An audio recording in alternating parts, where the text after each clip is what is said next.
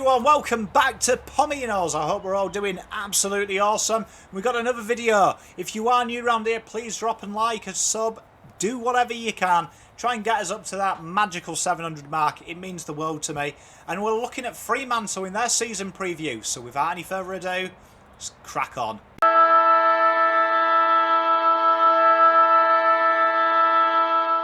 So 2020 for the Fremantle Dockers was a really good year, I thought. 7 wins, 12th spot.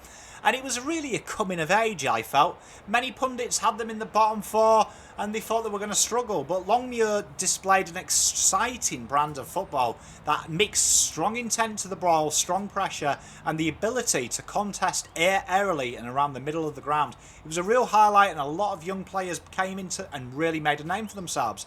All their games were exciting to watch and they play a really positive brand of football. Their ball entry relied in games, though, I felt sometimes, of the strong marking ability of Taberner and Lobb. And it did come to unstuck when they were dealt with at times. I felt like their forward entries just weren't as strong.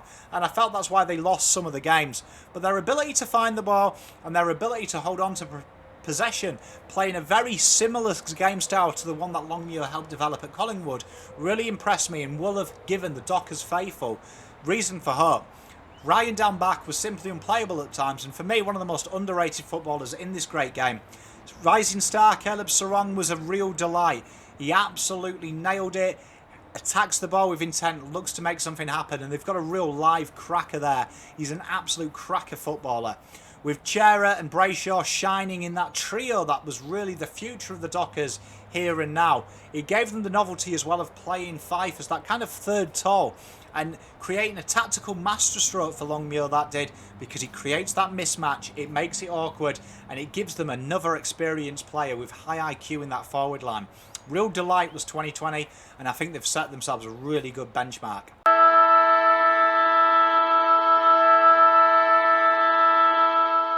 "2021 for me, it's an exciting year.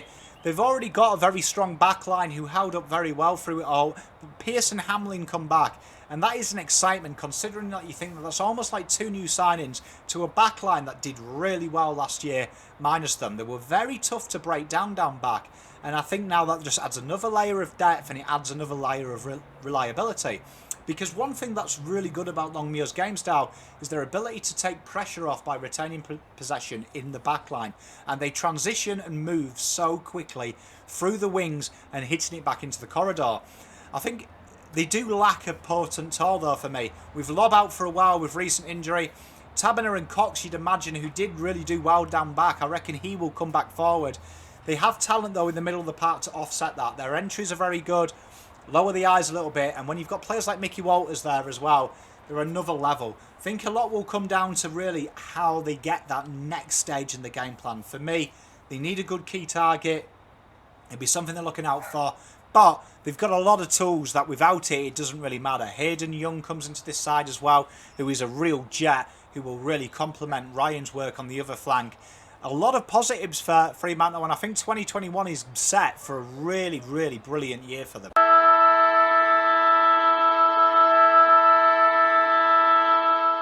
Wants to watch them, we're going to look at Nat Fife first of all, and it's hard not to look at him because it's one of my favourite players who's not a Carlton player. 21.4 touches, 3.1 marks, 7 goals and 3 tackles last year. 15 contested possessions, bearing in mind that he did spend a lot of time forward, says a lot about the model of the man. When you've got a player of this ability in your side, you're always in games. He's a fearsome competitor, an absolute wonderful captain. He leads by example, and he'll be delighted to see that he's got a young trio of midfielders as well, really looking to step up and take their game to the next level. When you've got players like Fife in there who can play a free role up forward as well, it makes life a lot easier. I expect him to go big and I expect him to be top 3 Brownlow. I think you're going to really see the best Nat Fife in 2021. Now he's had a year of seeing that there's players that can help him out and do his work as well. One of them guys is Andrew Brayshaw. 20 touches, 3 marks, 5 tackles. No goals last year, which will be a bit of a shame, and that's something I expect to see him add to his game this year. One thing I love about Brayshaw is his ability to hunt for the ball. He really does go looking for the ball. He looks to make himself available, and he's a key cog. He reminds me a lot at times of Tom Mitchell and what he does for Hawthorn. He's always that outlet ball. He's always looking to impact, He's always looking to spread the pie, dish off the handball if needed, and he's not afraid to take on that aggressive kick. He's got some good turns of skill as well. He's very silky with the ball in hand, and he's an elite footballer. Really exciting to see him, and I'd like to see him just, maybe be a bit more selfish at times. Do expect to see them goal numbers get better in a longer format season, and he's a supreme footballer, a guy that I really enjoy seeing. We talked about their key forward stocks, and another guy we're going to look at is Matt Taberner. Top 10 in total goals and marks last year, 10.4 touches, 5.8 marks, 0.5 tackles and 1.8 goals. And you're going to need him to back it up again, because for me, he's going to be leading the line, and he's got the ability. It's whether he can do it consistency enough. And I think he's got a wonderful midfield, so he's going to really make or break him as a footballer if he can't do it with this.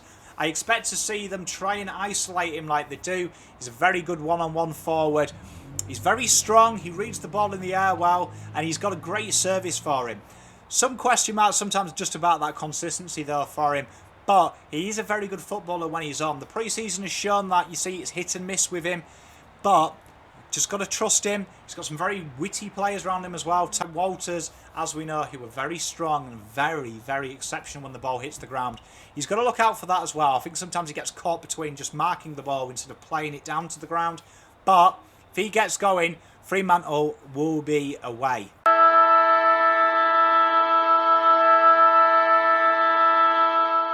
What's a success for them? Well, I would actually say finals, and I think they are in the window. They'll definitely see themselves, and they have said it, we know Nat 5 have, that there's a few gears there to go and really threaten the top 8.